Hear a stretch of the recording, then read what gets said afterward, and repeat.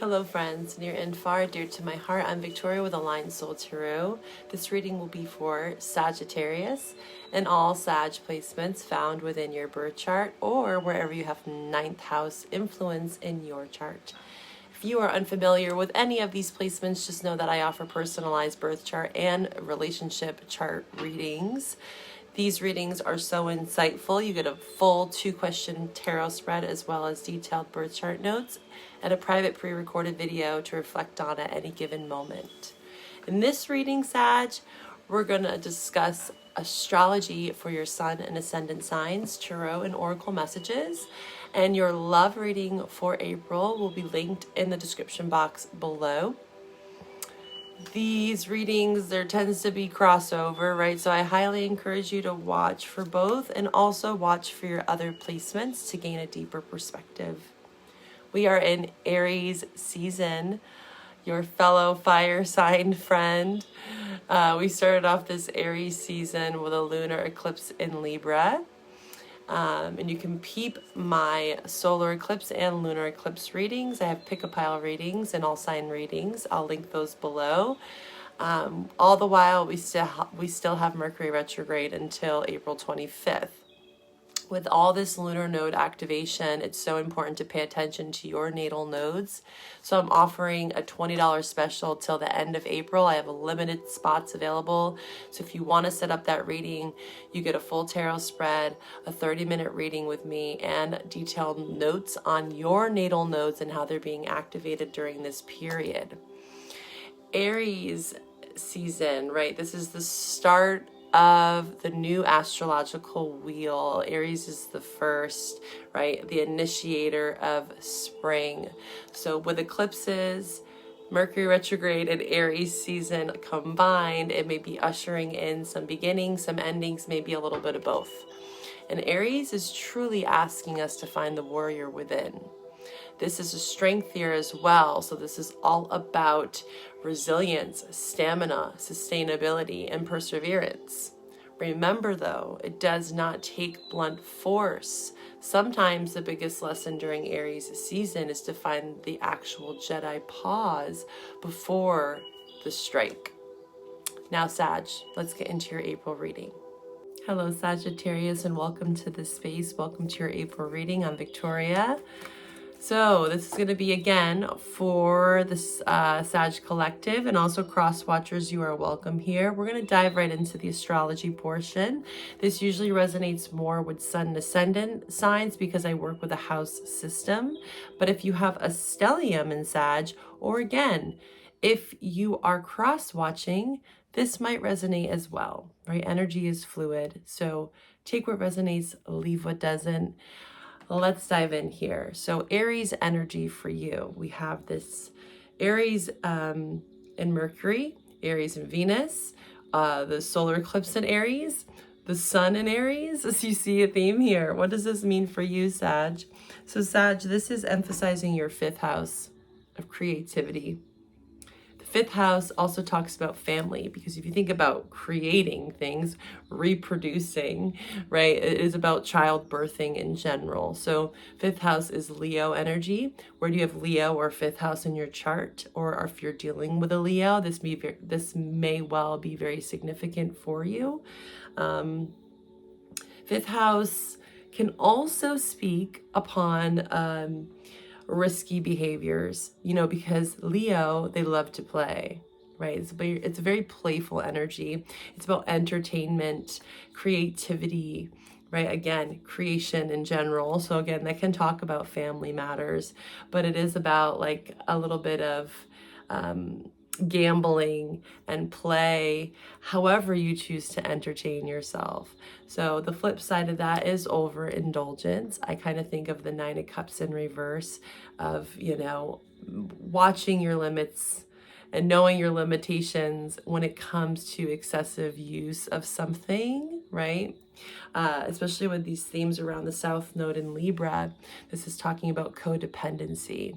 And codependency does not have to just be in intimate partnerships. We can be codependent to gambling, substances, right? Sex. This can be many different things. And again, it's a strength year, which is also Leo energy, 5th house. So we are being asked to strengthen our resolve, to become a bit more disciplined. That's what the strength card is also asking us to learn about sustaining ourselves, especially with the Aries energy, the warrior spirit. They know how to take breaks. They know how to pause, right? It's not always about go, go, go, go, go. So 5th house, you can have a lot of fun with this energy.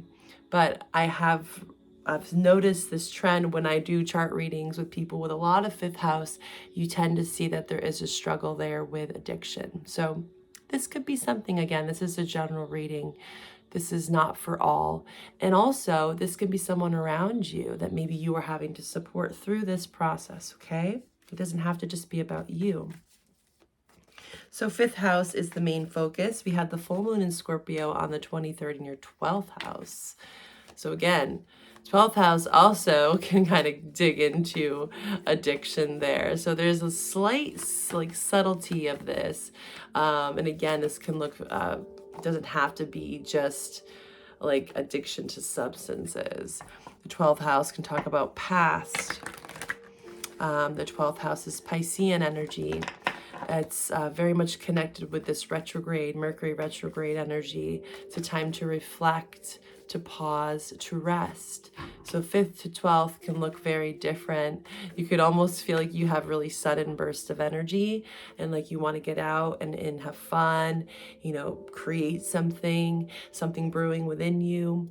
But with the 12th house and the full moon, you might feel like maybe there's a sudden halt to something, or you're needing to pause to take care of something, right? Lots of rest and downtime around the end of the month for you is being asked of you with this full moon in Scorpio. All right, let's pull from the major arcana. So for this month, I decided to take from my 7-day elemental and separate out the major arcana to see what is the archetype that you are working with for this month. Okay, let's start off your reading here. Death in reverse. So Scorpio energy. You could very well be dealing with a Scorpio, or where do you have Scorpio in your chart? It's in reverse. Yes, Sun in reverse as well. Leo energy. A lot of Leo influence for you. You might very well have, again, Leo in your chart. Leo and Scorpio very strongly are showing up for you, okay? Sag, there you are. Temperance in reverse. So right off the bat here, the message that I'm getting for you, again, temperance is about balance. This is about patience and time. This is alchemy. This is, again, about sustainability, tempering oneself. This is reminding me also of the strength energy. Like when you look at the strength card in the Rider-Waite deck, you see the Empress, actually. That's who that woman is. She is taming the beast, but she's doing so with care and strategy and also empathy, right? There's a understanding of this wild primal creature, right? But there's also this understanding that this is a part of us as humans. We all have these hedonistic, primalistic sides to us. And Sag, there might be some fluctuations there when you might feel a bit impulsive. Most fire signs deal with this impulsivity, as well as air signs. I'm an air sign myself, so I completely understand. But with the temperance in reverse, there's something that's out of balance.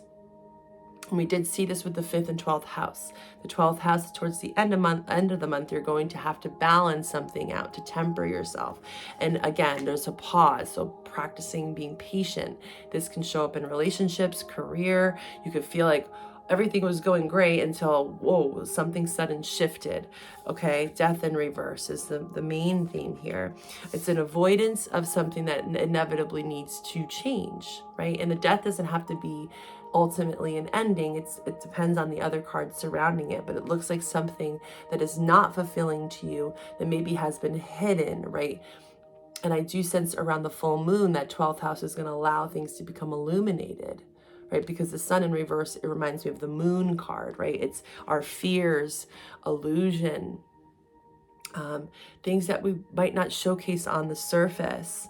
But we know, like even here, you see that there's like The as above, so below. Below the surface, there's something that's happening for you, Sag, this month. Interesting. Something that needs to change. What has to change here for you? Let's pull from the wild unknown. Sorry, I got some cards dropping here. So there's something about change. And again, this is a general reading. If you want a private reading, we can get more specific. But that could be a lot of different things for you, okay? So what comes to mind when you know, what is it that needs to be balanced out within your life? What is it that you know? There's something nagging at you internally, subconsciously, that you're just like, I know that I have to make these adjustments. Adjustments are required, but how? How with the sun in reverse? Yeah, it could be about excessive, like something excessive, the box. Okay, let's look into this energy here. So from the wild unknown, we have the box.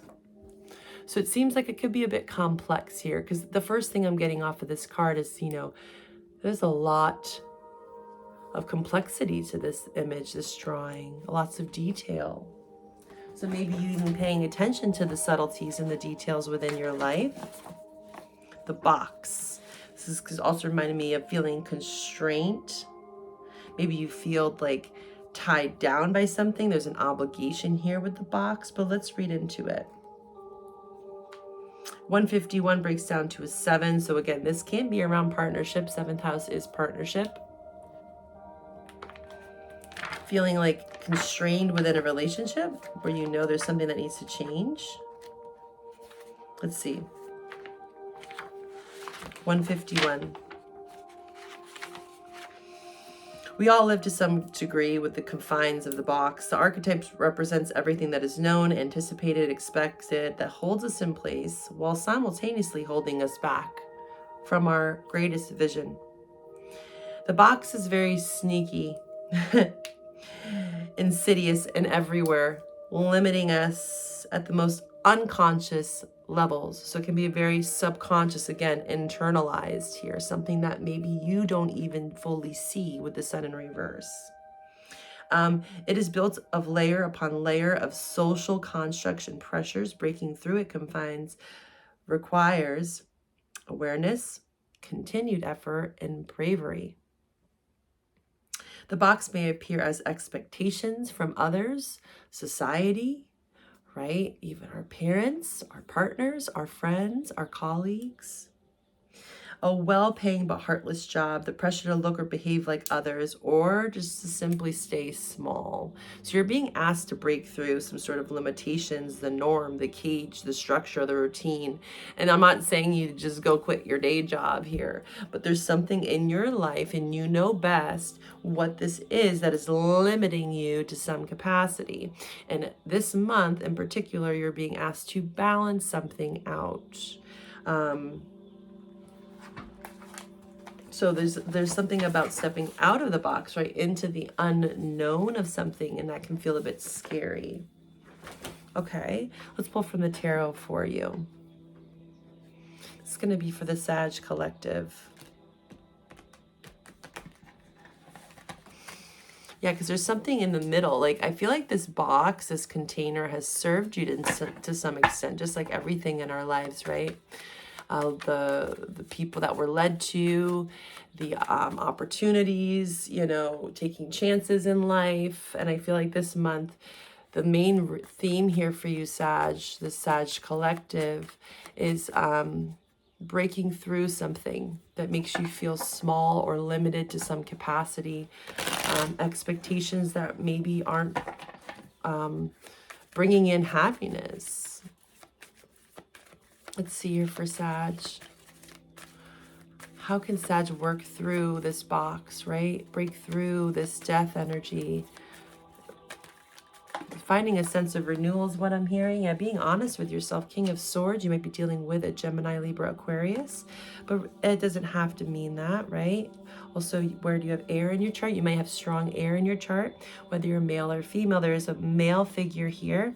This is about being honest, truthful, right? The King of Swords, Queen of Swords, they're very honest, sometimes very blunt and right to the point. You know, they think from a very logical place. The King and Queen of Swords out of all of the court cards, have been through the most. When I think of the King and Queen of Swords, I think of street smarts. I think of, like, you know, they've been on the front line. They've had to, sadly, they've had to work through some really tough emotions to the point where it might feel like they're suppressing their emotions. But when the King and Queen of Swords show up in a reading, there's a reason. There are times in our lives when we have to use our head over our heart. And implementing certain strategies to get there, right? Especially if we are overwhelmed by our emotions. And that can be a sign, like, for instance, if this is about relationships, Ace of Cups in reverse. You know, if you feel like you are around someone that constantly makes you feel like you're in a panic, you don't feel safe, you feel constrained or confined or restricted in some way, like controlled is what I'm getting. There could be even aggression with the Temperance in reverse. It can kind of put us in this King and Queen of Swords, right? And then we have to start thinking logically because our emotions are so heightened. Our bodies keep the score is what I'm getting at here. And there's a book that you can look into, like somatic practices.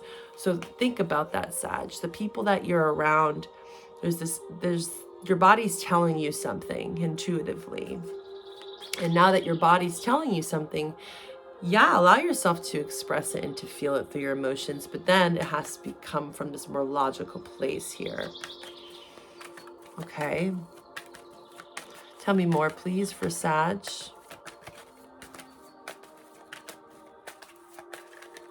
I'm hearing I got to get my priorities straight.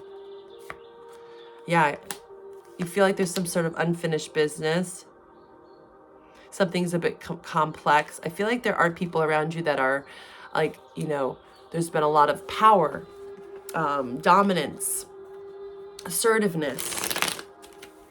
Maybe you do feel like someone has been a bit cold to you even, right? Like expressing, but when they express, maybe there is a detachment from emotions. The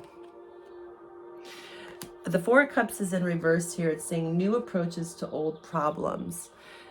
Because with the Four of Cups, the universe wants to offer you something here, right? Something that's emotionally fulfilling with the Ace of Cups. This can be new love. This can be a renewal to love.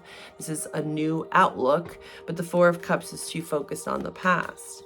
Again, unfinished business even. So you could also be telling me here that there is an air sign for some of you that you feel like there is unfinished business and you are wanting to find a new approach to an old problem.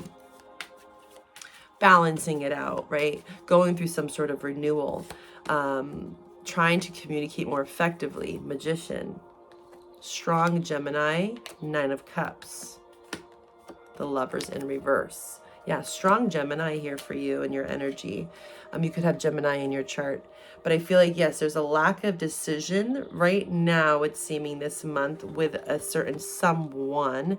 But this, again, could just be you. Also, the Four of Cups in reverse is like asking you to get out of stagnancy, to make choices, right? With the Lovers in reverse. You're definitely being asked to make some critical choices this month. And there is a lot of power here for you. Nine of Cups, Magician, about manifesting something that is going to be emotionally satisfying. Wish fulfillment here. All right, at this portion of the reading, if this resonates, of course, please like, share, subscribe.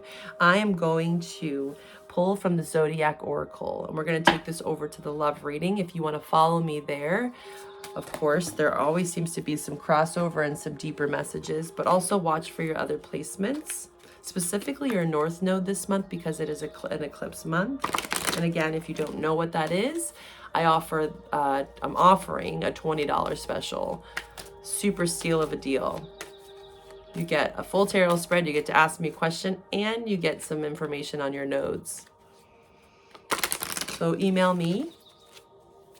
But we're going to see for the love reading, what kinds of energies are surrounding you. This could be talking about signs that are within your chart or people that you might be dealing with, is particularly your love and trust.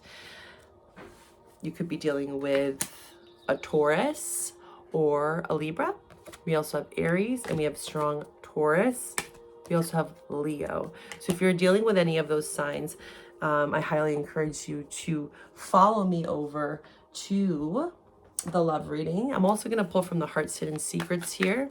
What is going to be the main theme around your love reading? Distance. Okay. So if any of this is ringing true for you, and again, distance can literally be emotional distance. Maybe you are in separation. This could be a no contact situation. You're giving each other space. Or again, there's some sort of blockages here that can look very different. So if this is resonating for you, I'll find you over at the love reading. Again, the link is below. If this is where we part, I'll see you next month. Bye for now, Sag.